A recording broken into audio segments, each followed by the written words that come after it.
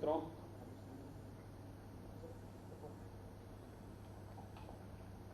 जम्मू कश्मीर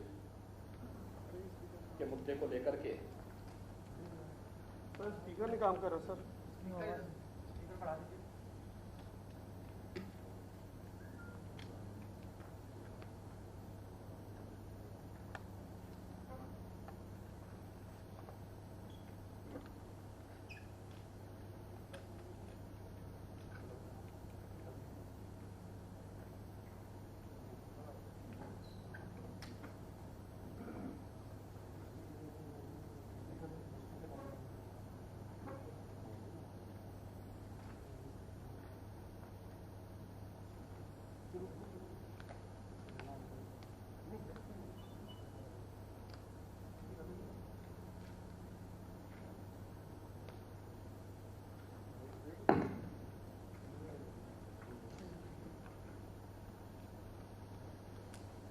जम्मू कश्मीर को लेकर के कांग्रेस पार्टी का जो दोहरा रवैया है, यह राष्ट्रीय एकता और अखंडता के साथ सीधे सीधे खिलवाड़ है। हम सब जानते हैं कि कांग्रेस ने सदैव राष्ट्रीय अस्मिता के साथ खिलवाड़ किया और प्रत्यक्ष और अप्रत्यक्ष रूप से उन तत्वों को प्रेरित और प्रोत्साहित करती रही है जो देश के अंदर अलगाववाद और अराजकता को बढ़ावा देते हैं। जम्मू कश्मीर के अंदर एक बार फिर से कांग्रेस का ये दोहरा चेहरा देश की जनता के सामने आया है। यद्यपि कांग्रेस पार्टी ही इस बात के लिए जिम्मेदार है जिसने एक भारत श्रेष्ठ भारत की परिकल्पना को कभी साकार नहीं होने दिया। जम्मू कश्मीर में धारा 370 को लागू करके, छल से लागू करके जम्मू कश्मीर में न केवल अलगाववाद को बढ़ावा दिया बल्कि जम्मू कश्मीर के अलगाववाद और उग्रवाद के माध्यम से पूरे देश के अंदर आतंकवाद को भी प्रेरित और प्रोत्साहित किया था। देश आभारी है प्रधानमंत्री मोदी जी के और गृह मंत्री अमित शाह जी का, जिन्होंने 5 अगस्त 2019 को कश्मीर से धारा 370 को सदैव समाप्त करते हुए अनुच्छेद 35A के प्रावधान को भी समाप्त करते हुए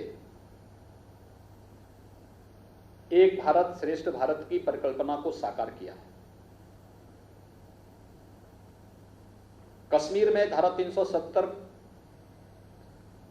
जो न केवल देश के अंदर अलगाववाद और आतंकवाद का कारण थी, अपितु जम्मू कश्मीर के विकास में भी बाधक थी।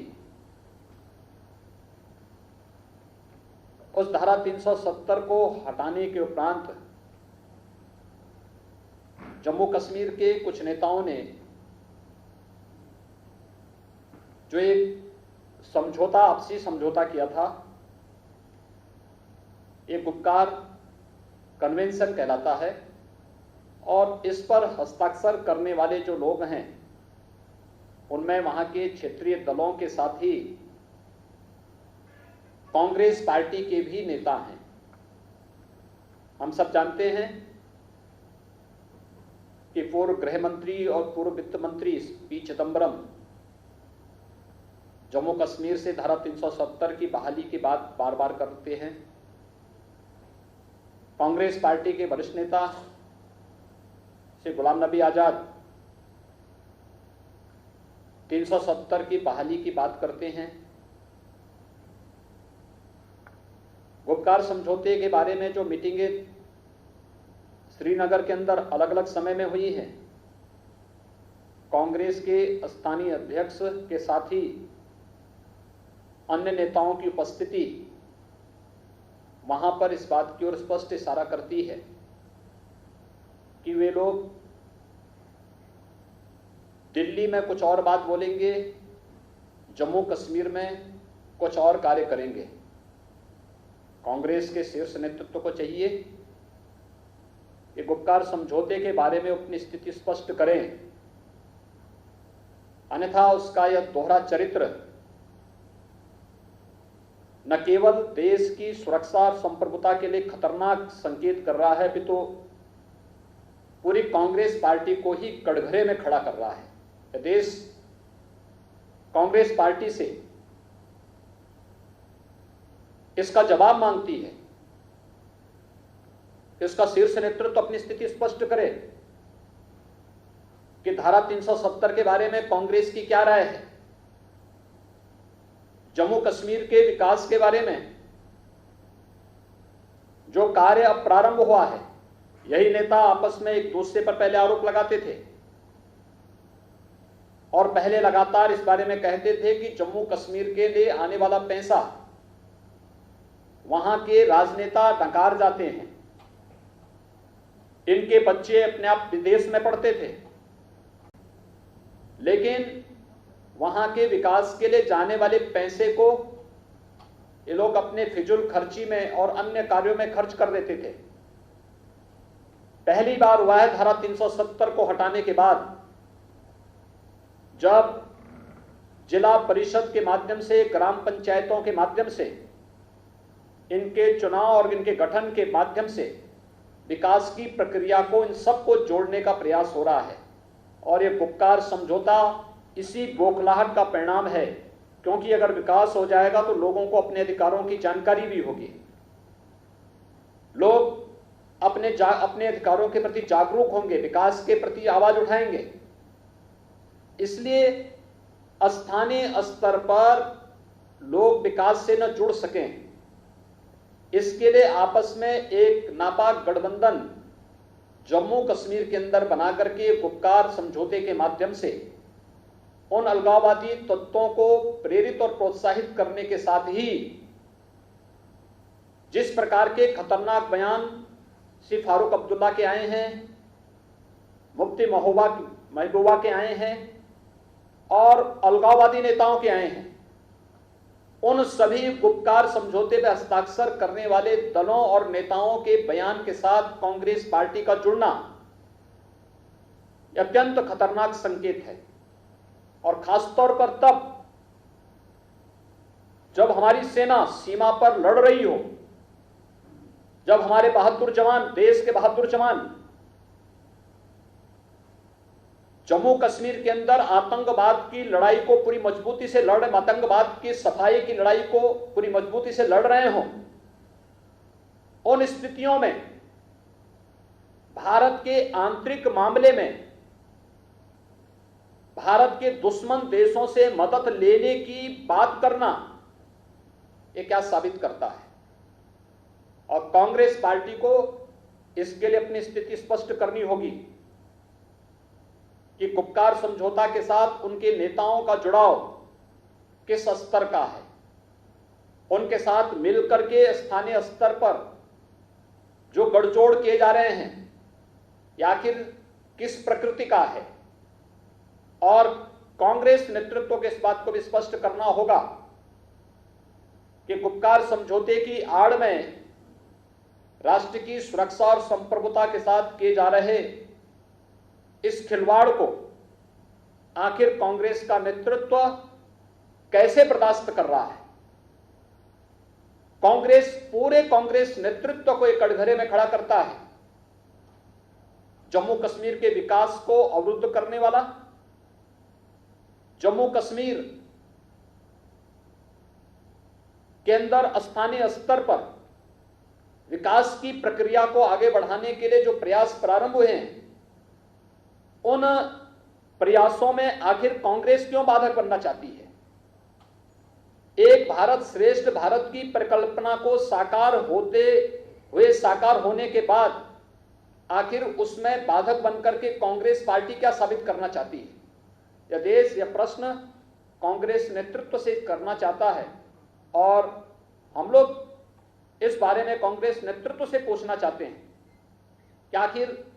गुपकार समझौता की आड़ में इस देश की संप्रभुता और सुरक्षा के साथ खिलवाड़ करने की शरारतपूर्ण चेष्टा को कांग्रेस पार्टी का समर्थन किन कारणों से मिल रहा है? चीन और पाकिस्तान जैसे देशों को कश्मीर में धारा 370 की बहाली के लिए आमंत्रित करने की मंशा क्या है और इन बयानों से कांग्रेस का वास्ता किस हद तक है? ये स्थिति कांग्रेस पार्टी को पूरे देश के अंदर स्पष्ट करनी चाहिए, क्योंकि यह अत्यंत दुर्भाग्यपूर्ण स्थिति है कि देश के अंदर सर्वाधिक समय तक राज करने वाली पार्टी, भारत के संविधान की शपथ खा करके देश के अंदर सर्वाधिक समय तक शासन करने वाली पार्टी आज स्थानीय स्तर पर राजनीतिक स्वार्थों के लिए राष्ट्र की संप्रभुता के साथ खिलवाड़ कर रही है, राष्ट्र की सुरक्षा के साथ खिलवाड़ कर रही है और देश के दुश्मनों के दुस्साहस को बढ़ाने का जो दुस्साहसिक प्रयास कर रही है, इसे किसी भी स्थिति में स्वीकार यह देश नहीं कर सकता है। और इसीलिए गुपकार समझौता यह भारत की संप्रभुता के साथ सीधे सीधे खिलवाड़ करने की एक शरारतपूर्ण चेष्टा है। जम्मू कश्मीर के लोगों के विकास को अवरुद्ध करने वाला एक कुत्सित प्रयास है। लोगों को, जम्मू कश्मीर के लोगों को जो आजादी के बाद से कांग्रेस पार्टी के कारण जनता को विकास से न जुड़ने देने की जो एक कुत्सित मंशा वहां पर रही है, उस मंशा पर जब पानी फिरते हुए वे लोग देख रहे हैं और उनके लूट खसोट के सभी जरिए जब बंद हो रहे हैं, उन स्थितियों में उन्हें लगता है कि कहीं ना कहीं अगर विकास की प्रक्रिया जिला परिषद के माध्यम से या ग्राम पंचायत के माध्यम से या स्थानीय निकाय इकाइयों के माध्यम से आम जनमानस तक पहुंचने लग जाएगा, तो जो लोग स्थानीय स्तर पर शिक्षा का, स्वास्थ्य का, कनेक्टिविटी का, अन्य बुनियादी सुविधाओं को 70 वर्षों में नहीं दे पाए,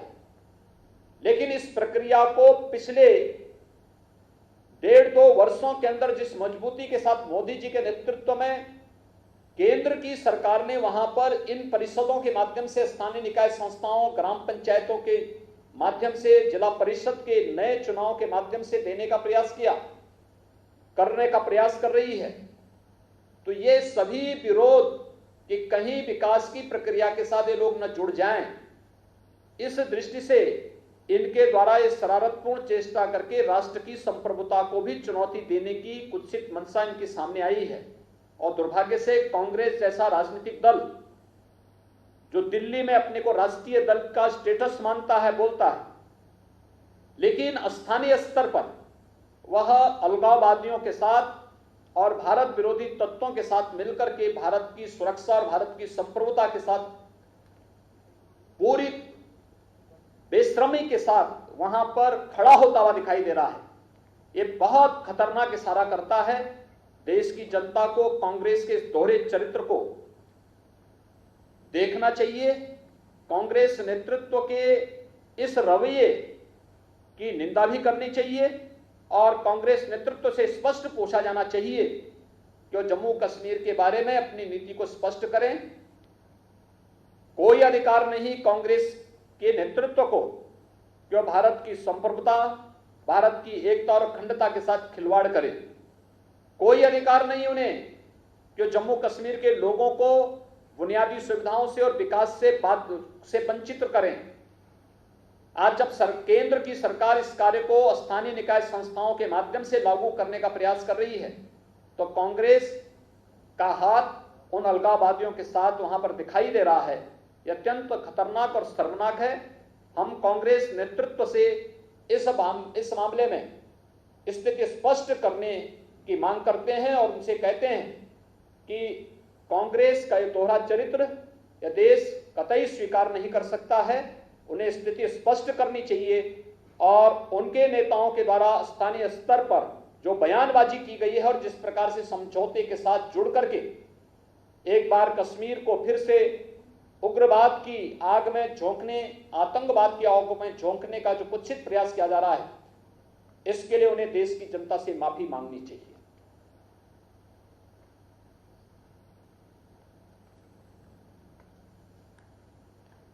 धन्यवाद जी।